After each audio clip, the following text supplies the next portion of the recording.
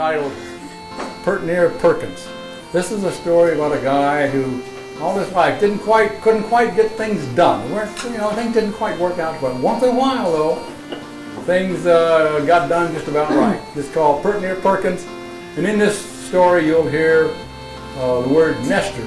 Now for those 2 or 3 of you in the room who may not know what a nester is, a nester is an immigrant who got on a covered wagon, came from the East Coast out to the West, and he was a farmer, and he squatted on the cowboy grazing area and started farming. Well, that sorely upset the cowboys because they'd just taken the land away from the Indians, and they would use it to graze cattle on. So nesters are squatting farmers. Okay? Pert Near Perkins. Well, they called him Pert Near Perkins, and unless the bugger lied, he pert near done everything that he had ever tried. He pert near was a preacher, pert near roped a bear, met up with Comanches once, and pert near lost his hair. He pert near wed an heiress who had money by the keg. He pert near caught the measles, and pert near broke his leg.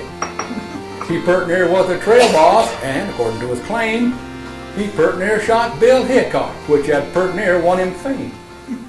Now, mostly all the cowboys on the lazy SB spread, they took his talking with a grin and let him fight his head, except one. Old Tom McGinnis told it to him kind of rough. He said, "You're working for an outfit now where pert near ain't enough. We tie our last rope to the horn, and what we catch we hold, and pert near's one alibi we never do unfold. In fact, I can tell you right now, no words I ever hear sound quite so damn useless as that little pair of pert near." That's how old Tom McGinnis laid it right out on the line, and like a heap of preaching talk, it sounded mighty fine.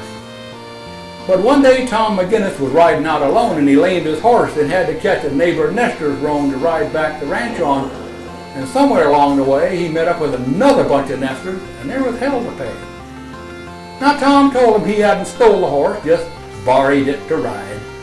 Them nesters hated cowboys, and they told him that he lied.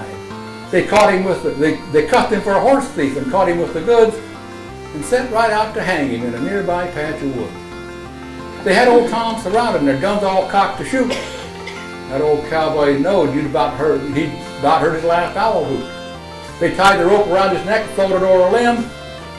Old Tom McGinnis reckoned you'd about seen the last of him. But suddenly a shot rang out from somewhere up the hill. Nesters dropped their ropes and ran, as nesters sometimes will when the bullets go to whizzing. Old Tom's heart leapt up with hope to see old Pert Near Perkins come riding out alone.